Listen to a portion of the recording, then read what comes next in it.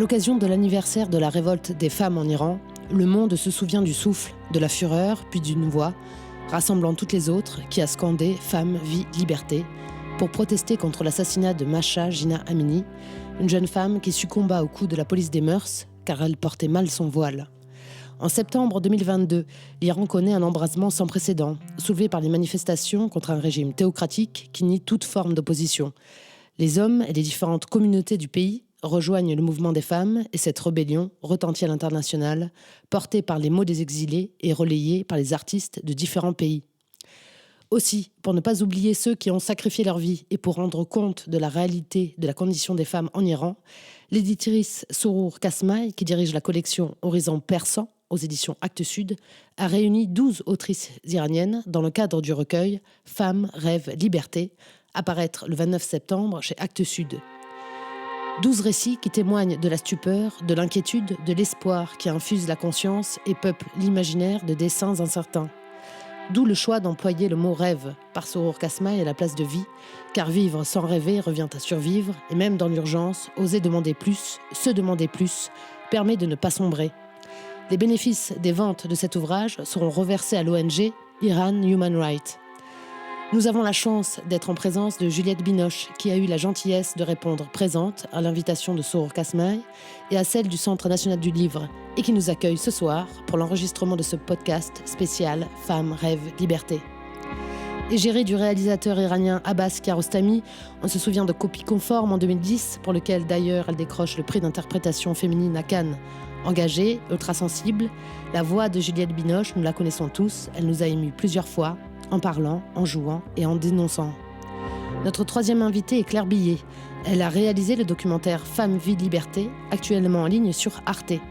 Son travail réussit à montrer la révolte de l'intérieur grâce au téléphone portable. Âme sensible, ne vous abstenez pas. Ce documentaire est un uppercut qui nous réveille et nous raconte combien la liberté de penser, de vivre et de s'habiller reste à défendre. Mais aussi, qu'en est-il de l'art et des artistes actuellement en Iran ? Pour parler femmes, rêves, liberté, c'est parti. Bonjour Sorour. Pourquoi ce recueil Femmes, rêves, liberté ? Quelle est votre histoire et pourquoi Juliette Binoche ? Le recueil Femmes, rêves, liberté, parce que j'avais envie d'aller un petit peu piocher dans les racines de ce mouvement, parce qu'on a vu le mouvement éclater sur les écrans du monde entier. Et beaucoup de gens, notamment mes amis français, étaient surpris. Ils pensaient que voilà, le mouvement venait de naître et que c'était c'était très inattendu. Alors que pour moi, c'était absolument pas inattendu. J'étais surprise par l'ampleur du mouvement, par son très beau slogan « Femme, vie, liberté », qui est tout un poème pour moi, et par le rôle, la motivation de ces jeunes filles de 16-17 ans qui dépassaient tout, qui n'avaient plus peur de rien et qui allaient à la confrontation face à ces forces de l'ordre qui étaient complètement, qui attendaient qui pouvaient très bien les tabasser, les arrêter, les torturer, etc. Et donc je me suis dit, voilà, ce mouvement Femmes, vie, liberté a des racines profondes et incarne un rêve vieux de plus d'1 siècle, le rêve de l'émancipation de la femme iranienne, qui remonte à la fin du 19e siècle. Et j'avais envie d'essayer un petit peu, si vous voulez, de décortiquer tout ça, de voir d'où vient, pourquoi d'un seul coup, en 2022, ça éclate à ce point, mais aussi raconter un petit peu aux lecteurs français l'histoire de ce mouvement. Et voilà. Et pour ce faire, j'ai fait appel à des romancières iraniennes, celles qui avaient déjà écrit, qui avaient déjà créé des personnages absolument inattendus, incroyables, mais qui sortaient de leur expérience, qui émanaient de leur vécu. Et je me suis dit, ça, c'est une autre manière de décrire Femme, vie, liberté. Et pourquoi le rêve? Parce qu'on me pose tout le temps la question. Le livre est déjà paru le 14 septembre, juste à la veille des événements et de la mort de Mahsa Jina Amini. Et j'ai eu l'occasion de rencontrer quelques lecteurs et on me pose la question, pourquoi Femmes rêvent liberté? Eh bien, ce rêve, à part le fait que c'est le rêve de l'émancipation de la femme et qui date de la fin du 19e, mais aussi le rêve de quoi sont faits nos rêves. Les rêves sont constitués des peurs, des blessures, on rêve de nos désirs, tout l'ensemble de ces choses-là font le rêve. Et c'est justement de ça que ça parle, ce livre. Pouvez-vous nous raconter quelle a été votre histoire personnelle? Mon histoire personnelle est une très longue histoire. Parce que j'ai quitté l'Iran clandestinement il y a 40 ans, tout juste, en 83. Et suite à une arrestation qui m'a, si vous voulez, amené à la fameuse prison d'Evin, avec mon compagnon de l'époque. Et puis j'ai été ramenée à l'appartement pour servir d'appât aux amis qui allaient appeler pour les faire arrêter, ce que j'ai pas supporté. Et donc j'ai fui la nuit.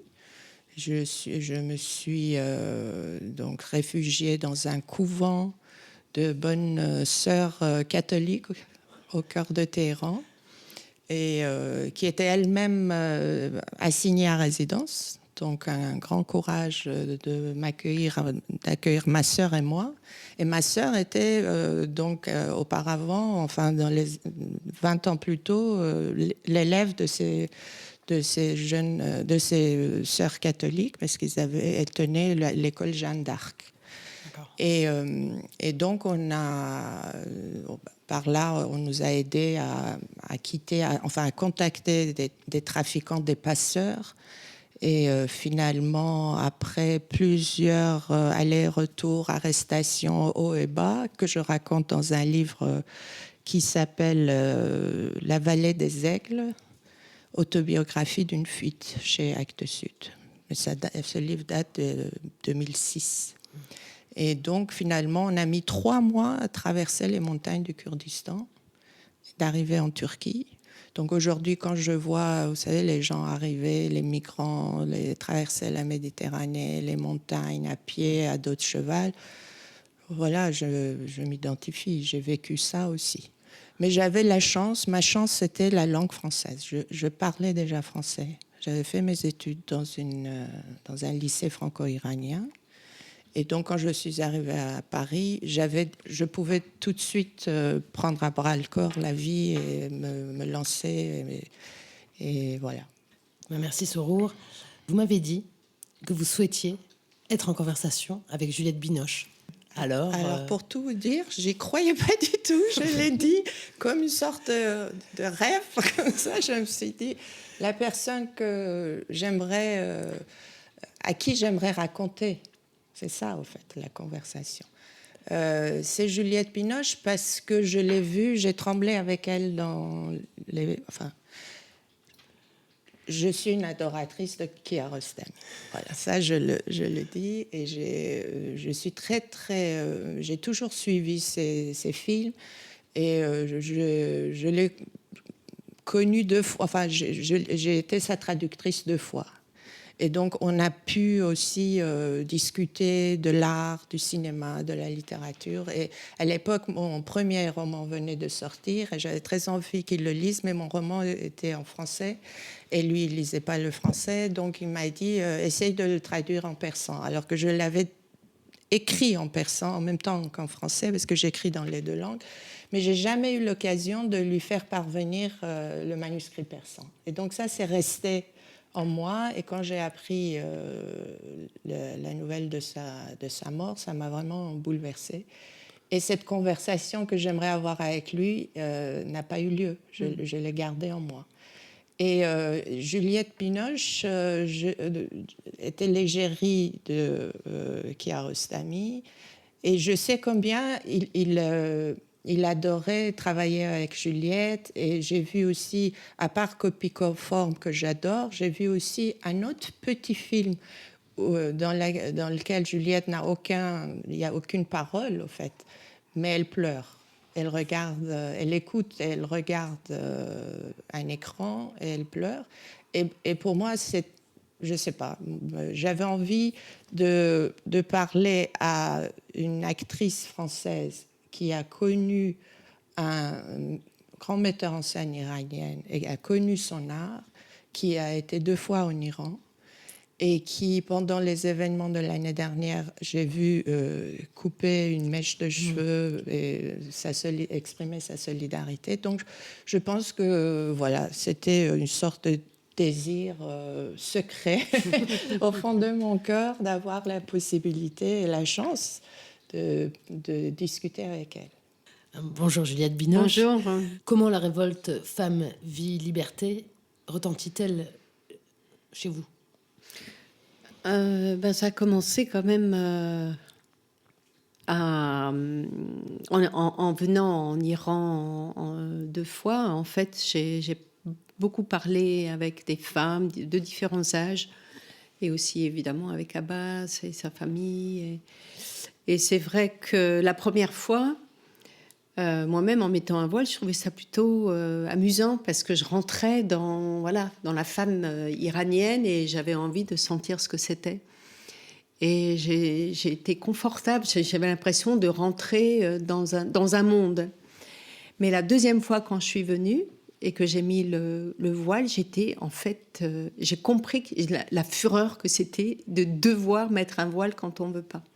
J'ai eu vraiment 2 sensations différentes.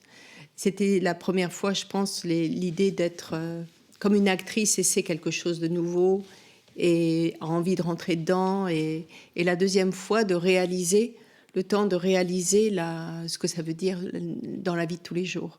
Et en discutant avec des femmes différentes et des jeunes filles aussi différentes, j'ai senti à quel point c'était un poids. Et bon, le voile, c'est un symbole, mais c'est tout ce que ça veut dire aussi dans la vie de tous les jours. Parce qu'au fond, les femmes iraniennes, dans leur maison, elles sont libres. Une fois qu'elles sont à la maison, c'est plutôt elles qui tiennent les rênes de la famille, comme les Italiennes un peu. Il y a un côté... elles sont fortes, elles sont intelligentes, elles ont du caractère, elles prennent des décisions, elles tiennent... Ouais, il y a un côté, et puis elles sont indépendantes aussi intellectuellement. Enfin, moi, celles que j'ai croisées en tout cas. Et dans la rue, c'est une autre histoire.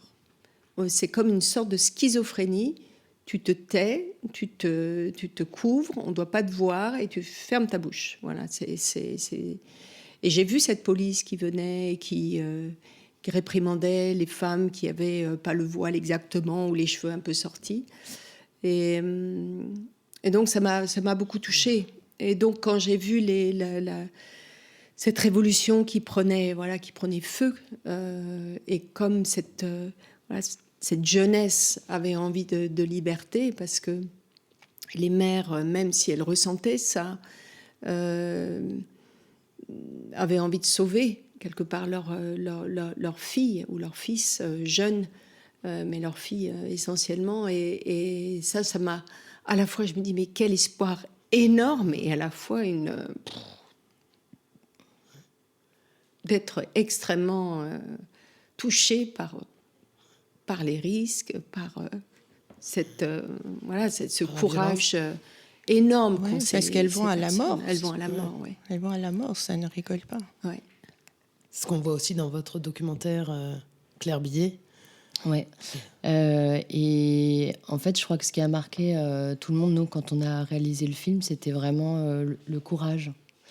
Et il y a même des jeunes avec qui j'ai discuté longuement, avec des VPN sur les réseaux sociaux de façon bien cachée, qui au début réalisent... Enfin, il y en a qui réalisaient pas, en fait. C'est ça que moi, j'ai trouvé assez perturbant, c'est qu'ils disaient, c'est pas grave, tu donnes mon nom, tu montres mon visage...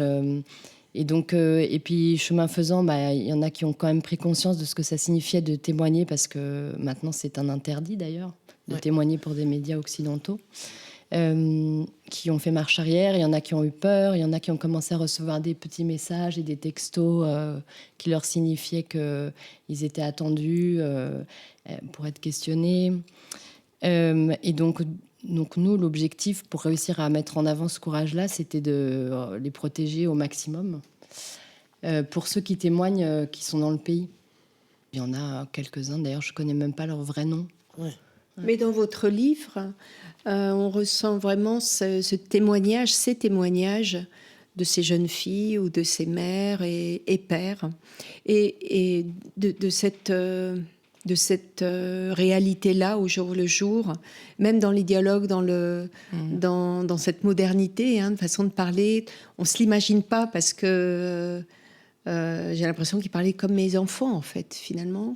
Donc ça m'a beaucoup touchée. Et puis l'histoire de l'Iran qu'on ne connaît pas assez bien, même si j'ai parlé avec beaucoup d'Iraniens, mais j'ai appris vraiment des choses dans votre livre sur comment cette révolution a commencé à la fin du 19e siècle et au cours du siècle passé, et comment les femmes iraniennes ont vraiment pris corps dans cette révolution et comment elles ont essayé, à travers la Constitution, le Parlement, comment elles ont eu le courage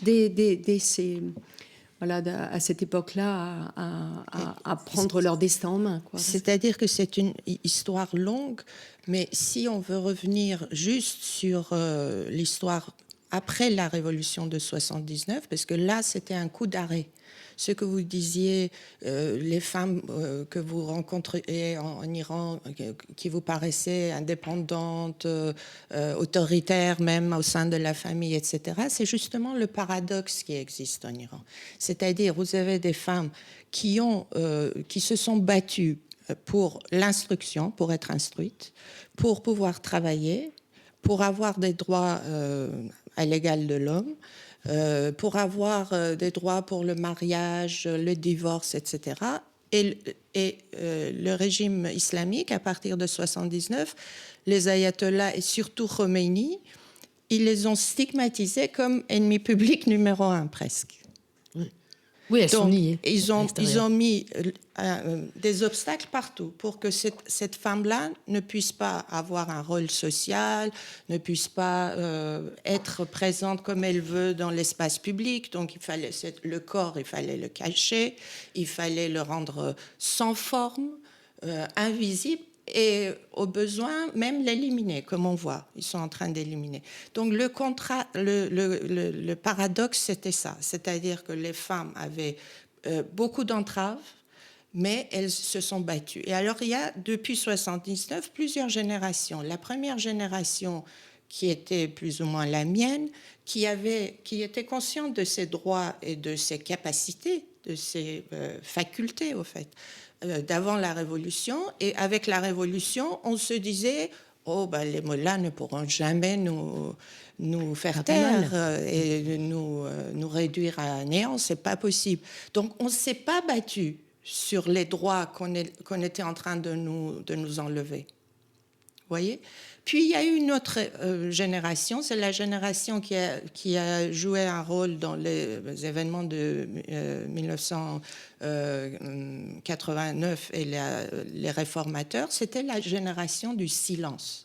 C'est-à-dire les jeunes appellent leur mère de cette époque-là qui prenait part à la politique, la génération du silence. Parce que, par exemple, ils descendaient dans la rue pour manifester contre les élections truquées d'Ahmadinejad. Ils demandaient où est mon vote, where is my vote.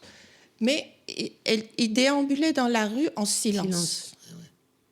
Et ça, c'est une des choses que cette nouvelle génération reproche à ces aînés.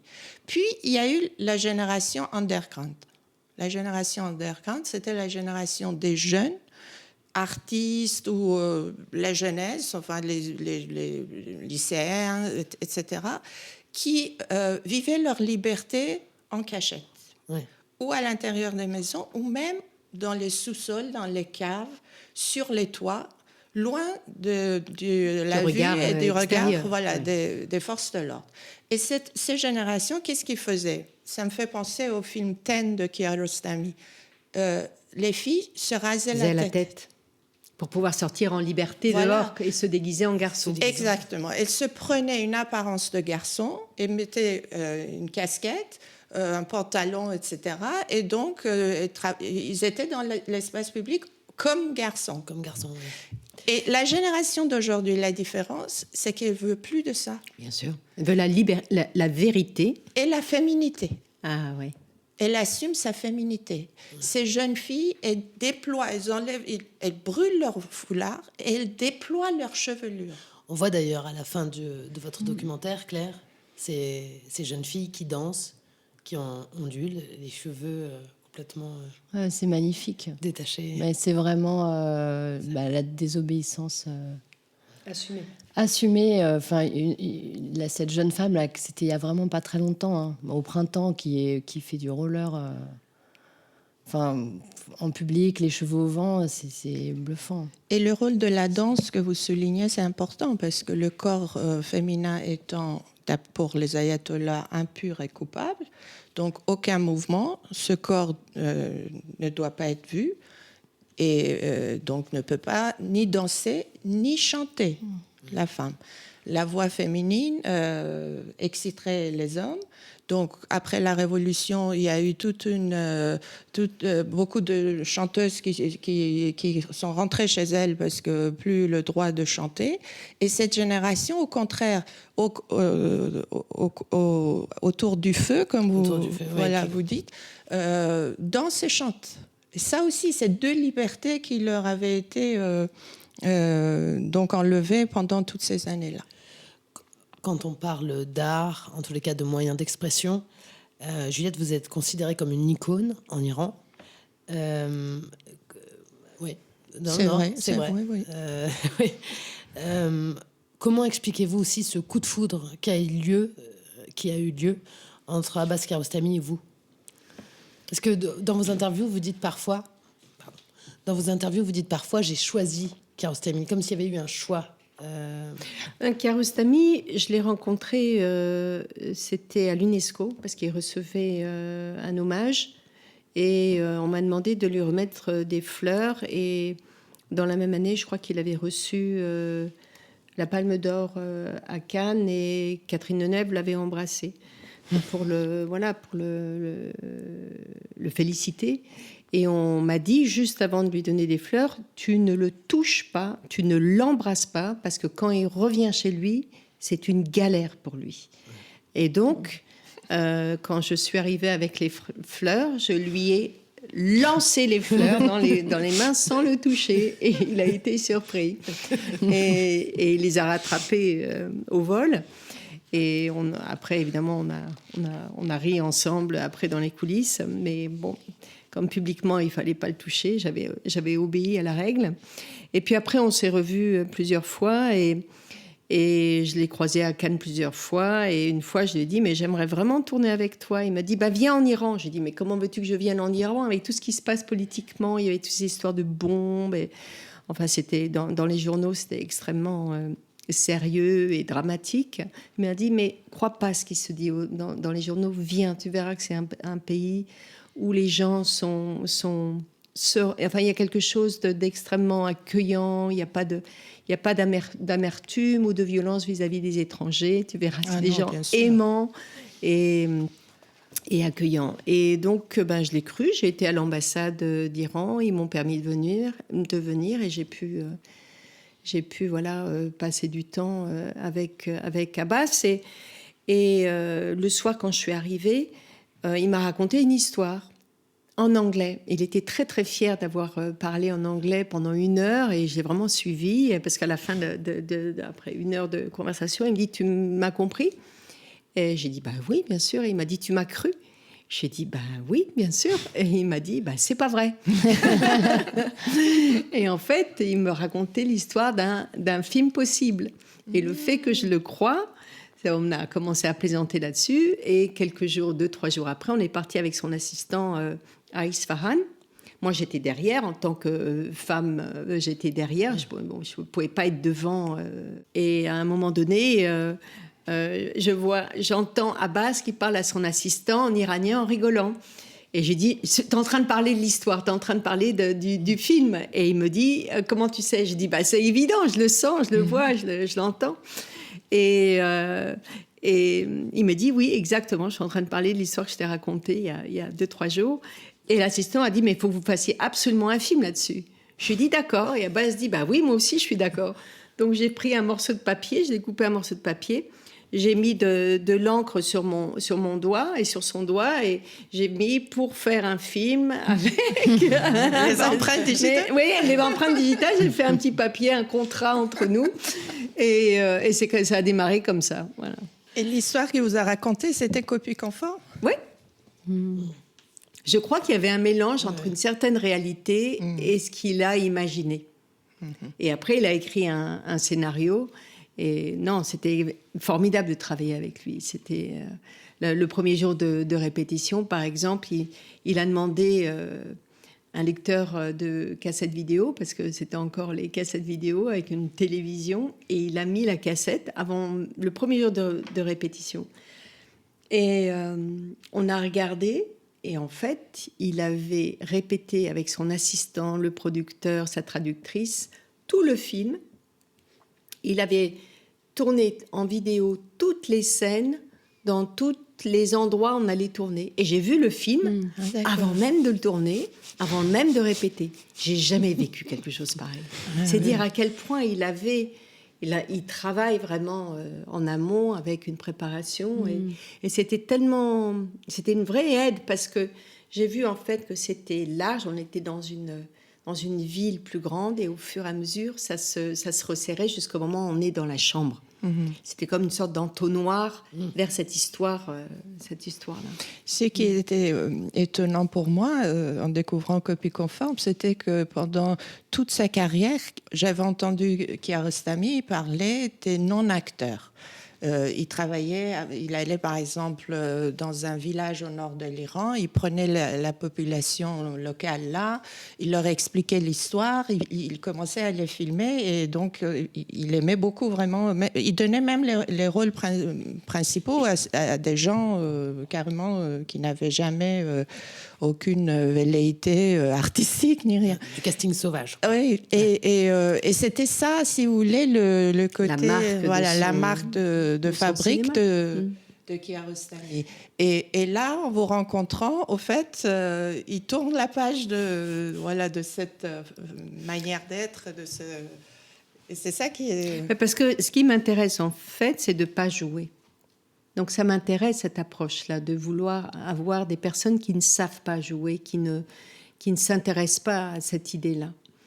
Comme Bruno Dumont aussi, c'est pour ça que je suis allée le voir. Il n'avait jamais travaillé avec des acteurs, et dans Camille Claudel, et j'avais envie d'approcher un metteur en scène comme ça, de cette même façon.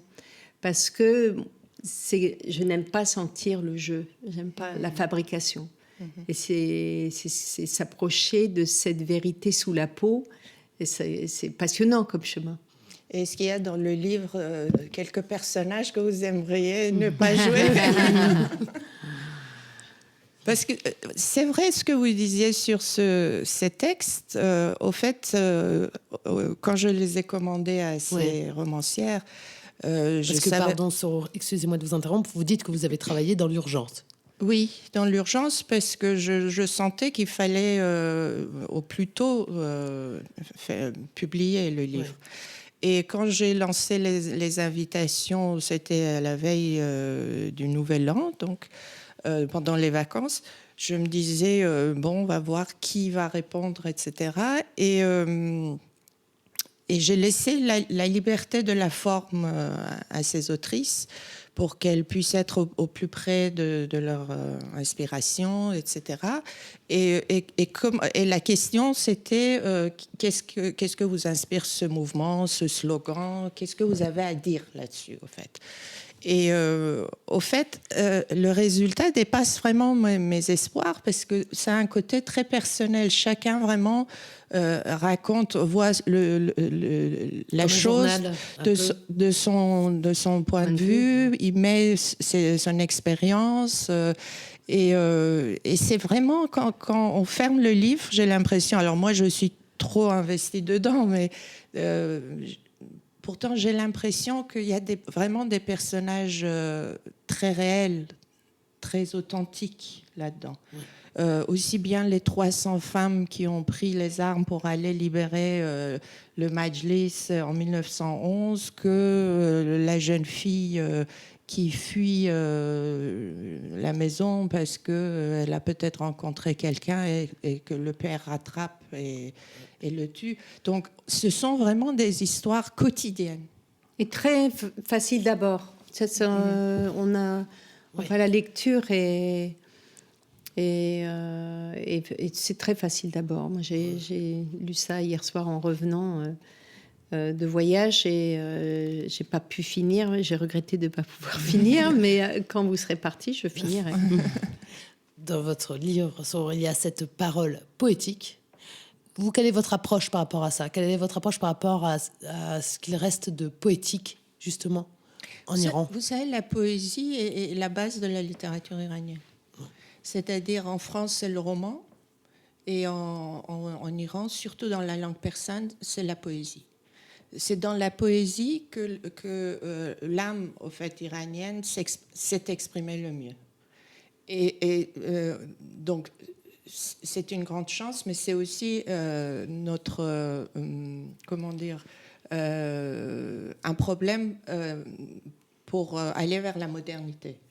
C'est mon avis personnel. Oui. Je pense que la modernité dans la littérature est basée sur la polyphonie des récits et des voix, et c'est ce que permet uniquement la forme du roman. Alors que nous sommes encore dans la forme de la poésie. Moi, je ne suis pas d'accord avec vous, parce que je trouve que la poésie est éternelle. Elle dépasse tous les temps. Et les poésies de Rumi, Soufi, sont modernes, elles sont vivantes. Mais c'est la voix d'une seule personne du poète, qui est omniscient. Rumi, il est omniscient, il voit le monde. Et il a une... Mais c'est universel. Oui, mais... je pense que la littérature moderne en Iran a besoin, parce que c'est un pilier, vous savez, le roman, comme disait Kundera, qui vient de nous quitter, le roman, c'est la modernité. C'est-à-dire, vous pouvez pas, une société ne peut pas aller, une culture ne peut pas connaître la modernité sans passer par l'étape du roman. Oui. Et ça, c'est très important. Alors, nous sommes très liés. Comme vous relevez, nous sommes très liés à notre poésie. Hafez, Rumi, Saadi, Ferdowsi, qui est le plus grand poète épique de l'Iran. Mais contre ce régime, cette culture qui nous, moyenâgeuse, qui nous impose, nous avons besoin, je trouve, dans la littérature, nous avons besoin de cette forme romanesque pour aller de l'avant. Mais nous conservons, si vous voulez, le regard poétique sur le monde, comme le dit Juliette. Je ne le renie pas. Mais je dis, ce qui nous manquerait, c'est justement d'aller vers le roman. Et là-dedans, nous ne sommes pas encore très à jour. Alors que moi-même, je suis romancière et j'ai fait appel à des romancières pour ce livre. Voilà, c'est comment repérer la jeune garde, on va dire, littéraire iranienne. Alors, j'ai fait appel à la jeune garde littéraire dans ce livre. Vous avez quelques jeunes écrivaines qui sont traduites pour la première fois dans une langue étrangère, et dont la plume est très puissante. Moi, je trouve que, par exemple, le texte Épiphanie est un des textes qui revient sur l'apprentissage du hijab à l'école. Comment, dès le premier jour, on impose l'élastique qui fait mal, qui blesse sa chair. Moi, je ne savais pas qu'il y avait un élastique qui tirait le voile, parce que c'est la facette cachée, c'est en dessous, donc on ne sait pas. Et donc, elle explique comment le foulard est accompagné de cette culture de soumission. Et de souffrance. De souffrance, de servilité, de silence. Et de culpabilité. Voilà, alors de culpabilité, parce que tous les textes, tu es partout pécheresse. La jeune fille, elle est pécheresse, elle n'est jamais comment dire, innocente. Donc voilà, elle apprend ça. Et ce qui est très intéressant, c'est qu'elle dit, c'est la littérature qui m'a sauvée. Ouais. Ce sont les œuvres de Hugo et de Dickens. Ces jeunes enfants qui transgressaient tout, ce sont eux qui m'ont sauvée. Oui. Et donc, ça vient de là sa vocation littéraire. Et il y en a d'autres aussi, deux autres jeunes autrices qui sont en Iran. Là aussi, je leur ai posé la question pour revenir sur ce que Claire disait. Je leur ai dit, mais vous êtes en Iran, vous voulez bien m'écrire un texte parce que là, elle raconte tout sans autocensure. Et ils me disent, oui, mais pourquoi? Quel est le problème? Je lui ai dit, non, mais je me demande, est-ce que vous ne seriez pas peut-être inquiétés, etc. Ils me disent, oh non, vous savez, si, bien sûr, ils vont venir nous chercher Noise, mais nous sommes plus forts qu'eux. Oui. Et ça, c'est incroyable. Ça, il y a 10 ans, vous n'entendiez pas ça. Mais c'est ça qui est touchant, c'est cette peur aussi qu'ils avaient réussi à... qui était partout, que les gens racontaient sous la peau et tout, qui est pas partie, mais en tout cas, elle a changé. Elle se transforme. Ouais, complètement. Ouais. Elle mute. Oui, d'ailleurs, on voit que donc samedi dernier, le 16 septembre, c'était l'anniversaire donc de la mort de Mahsa Jina Amini, et on voyait la peur du régime, parce qu'il a installé partout les forces de l'ordre, surtout dans les cimetières, sur la tombe des victimes. Ah, oui. Tout était occupé. Ils ont instauré une sorte de couvre-feu incroyable, tellement ils avaient peur qu'il y ait une étincelle quelque part, que ça recommence. Et les gens, on fait une sorte de retrait tactique, mais c'est ça qui est intéressant.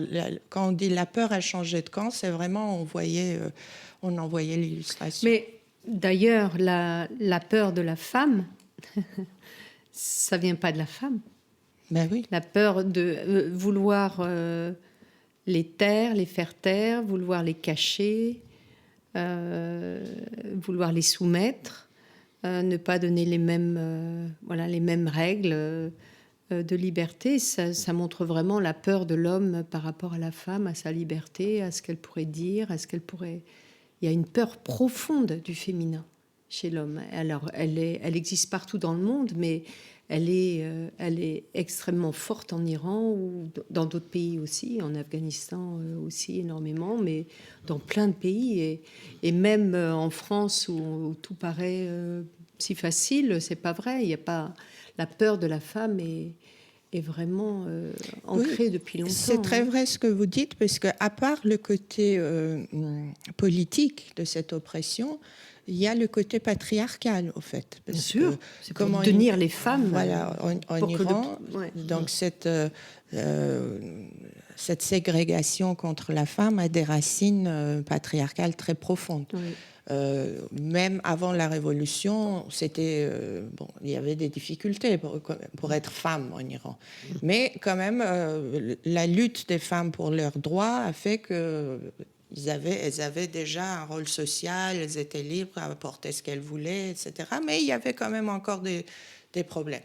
Mais après la Révolution, je vous dis, le corps de la femme a été tout de suite stigmatisé. C'est-à-dire, c'était la haine contre ce corps, et donc la violence que... C'est pour les rabaisser.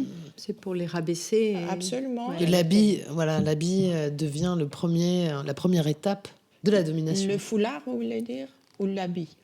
L'habit au sens large. Le foulard, ils ont instauré le hijab, le foulard, mais aussi la tenue islamique.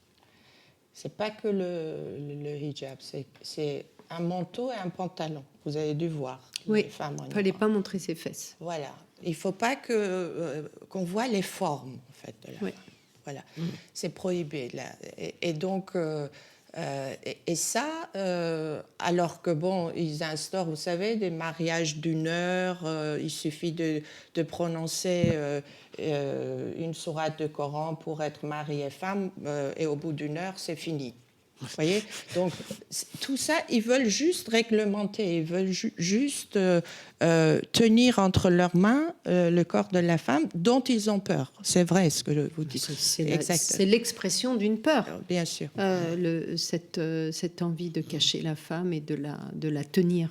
En plus, quand on est actrice, comédienne, justement, le corps est...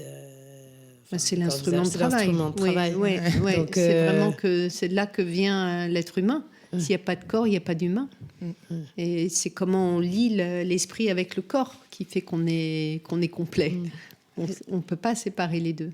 Alors, vous savez, ce qui est très troublant, c'est que lors des arrestations, aujourd'hui, dans les manifestations, les forces de l'ordre, quand ils arrêtent les jeunes filles, souvent, ces jeunes filles sont violées. Oui, en prison, c'est ce qu'on dit aussi, c'est ce que montre aussi votre documentaire. C'est dans tous les pays.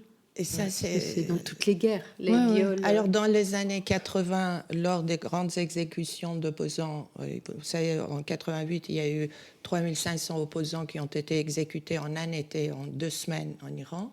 Les jeunes filles qui étaient condamnées à l'exécution, à la peine de mort, si elles étaient vierges, elles étaient forcément et devaient être violées pour ne pas arriver au paradis, parce que les vierges vont au paradis, selon les préceptes de l'islam chiite. Donc, il fallait les violer pour qu'elles n'aillent pas au paradis. Et donc ça, c'était la justification de cet acte ignoble. Mais aujourd'hui, dans les manifestations, ils arrêtent n'importe quelle jeune fille et elles sont violées.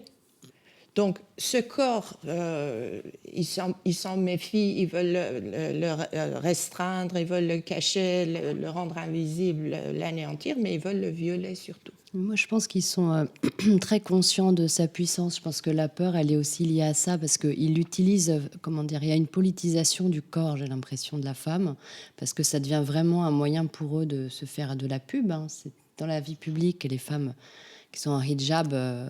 c'est un outil de propagande pour eux. Et je me dis que le viol, du coup, c'est un moyen de renvoyer la peur dans l'autre camp et de réussir à... j'ai l'impression qu'ils ont peur de la puissance, comme vous disiez aussi tout à l'heure, de la puissance des femmes dans la société iranienne. Donc j'ai l'impression quand même qu'il y a une conscience du danger pour eux. Alors, ces jours-ci, j'ai entendu quelque chose dans une des vidéos postées sur les réseaux sociaux. Une jeune fille sans voile, donc, qui confrontait des femmes de ces patrouilles de la police des mœurs. Et la femme en tchador, très, très voilée, disait à la jeune fille aux cheveux déployés, mais tu n'as pas le droit de montrer ton corps. Il disait, mais c'est le mien, c'est mon corps, ce sont mes cheveux, ça me regarde, ça vous regarde pas, vous n'avez pas à me dire comment je dois sortir dans la rue. Et la femme en tchador disait, non, c'est pas ton corps, tu te trompes, c'est le corps de l'Oumma. L'Oumma, c'est la nation des fidèles. C'est le corps de l'Oumma. Et il disait, quel Oumma? C'est le mien. J'en fais ce que je veux. Toi, tu peux garder ton tchador. Moi, j'en fais ce que je veux. Je pense que c'est vraiment la quintessence, si vous voulez. C'est-à-dire, ils pensent que le corps de la femme appartient à tout le monde. Et ils peuvent donc lui imposer des règles, des restrictions, ou le violer quand bon leur semble. Et c'est ce droit-là à disposer de son corps que les jeunes filles sont en train de reprendre carrément en public, dans la rue. Plus dans les maisons, en cachette, etc., mais en public. Et c'est ça qui est très important. Qu'est-ce qui se passe aujourd'hui par rapport à ce mouvement? Est-ce qu'il y a encore beaucoup d'événements qui se passent dans la rue? Alors, vous savez, comme on l'a dit, donc, il y a eu une répression policière extraordinaire depuis 1 mois. Ils ont arrêté beaucoup de gens. Ils ont arrêté, par exemple, les parents des victimes. Oui. Pour qu'elles n'aient pas l'idée d'aller faire une commémoration sur la tombe de leur fils ou de leur fille. Donc arrêté, ça veut dire mis en prison? Oui, Oui, carrément. Il y en a qui ont disparu même. Des frères de victimes, des sœurs de victimes, toute la famille. Elles ont tellement peur parce que vous savez, comment ils sont arrivés au pouvoir, donc les islamistes en Iran. Pendant la révolution de 79, à chaque fois qu'il y avait donc des victimes, il y avait, selon les rites de l'islam, il y a le 3e jour de la mort, la semaine de la mort, le 40e jour et l'année. Et donc, on allait de commémoration en commémoration sur les tombes. Et ça, c'est, si vous voulez, la base du culte, au fait, islamique. Et aujourd'hui, ils empêchent ceci, ils ont peur, ils se souviennent comment eux-mêmes ils ont évolué, ils ont pu réunir les gens, et ils empêchent, c'est-à-dire on ne peut plus porter le deuil de sa jeune fille qui est tombée sous les balles. On dit également, dans votre livre aussi, dans une nouvelle, il est dit que le cimetière devient un lieu de rencontre aussi. On se retrouve dans le cimetière, oui, au lieu de se retrouver dans les cafés. Voilà, alors ces jours-ci, par exemple, les parents d'une des victimes, un jeune garçon de 16 ans, ils ont arrêté le père et la mère, et les gens qui n'avaient aucun rapport, aucune parenté, etc., sont allés sur la tombe, ont mis des fleurs, et en l'absence des parents, ont commémoré la date anniversaire de la mort et ça partout. Alors, qu'est-ce qui se passe sinon ? Je pense que les gens se sont un petit peu reculés. Il n'y a plus de manifs de rue comme il y a un an, mais ça continue sous d'autres formes. Les écoles viennent de réouvrir. Donc les lycéennes, depuis 2 jours, ont recommencé un petit peu à lancer des slogans. L'université est encore fermée. Ils sont en train de limoger beaucoup de professeurs qui plus ou moins avaient soutenu le mouvement, tellement ils ont peur, ils veulent faire vraiment une sorte d'épuration, si vous voulez. Ils ont limogé aussi des instituteurs. Donc partout, ils sont en train de nettoyer. Essayer de contrôler. Mais je pense que le mouvement peut reprendre à n'importe quel moment sous d'autres formes. C'est imprévisible. Mais il y a une telle tension et une telle rage, je ne pense pas que le régime puisse en venir à bout. L'épiphanie de Aïda Moradi Mahani, la 6e. Durant mes années de collège, j'ai eu une petite blessure derrière chaque oreille. Lorsque ma mère me brossait les cheveux, elle faisait toujours attention à ne pas les frôler. « Ça te fait mal ?» J'éprouvais une sensation de brûlure lorsque je transpirais. 2 fils étroits, sournois et rouges, la marque de l'élastique de mon hijab que notre surveillante avait fortement serré pour qu'il adhère bien à mon front et ne glisse pas. Ainsi, je n'avais plus à m'inquiéter de voir mes cheveux s'en échapper.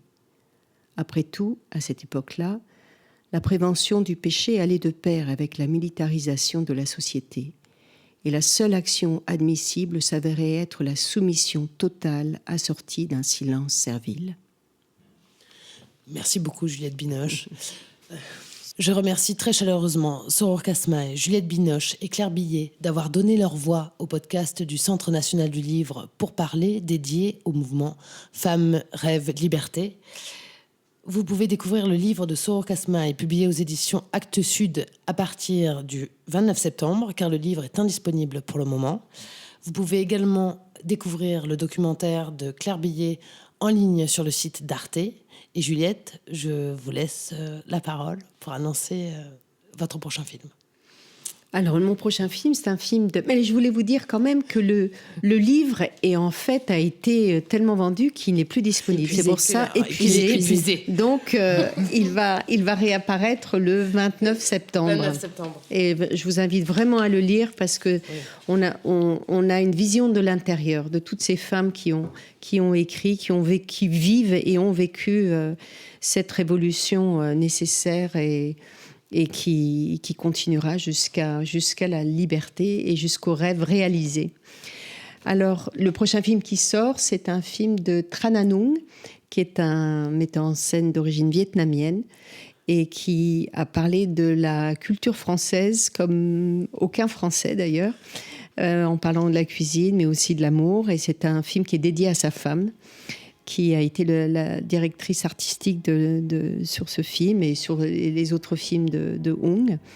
Et c'est un film avec Benoît Magimel et d'autres acteurs aussi. Et c'est un film d'essence et qui se passe en 1900. Et un film goûteux parce que ça parle du raffinement de la cuisine française. Et je joue une cuisinière. Eh bien, on a hâte et encore une fois, vive les créatrices, vive la création et longue vie à Femmes, Rêves, Liberté, Sorour. Merci encore.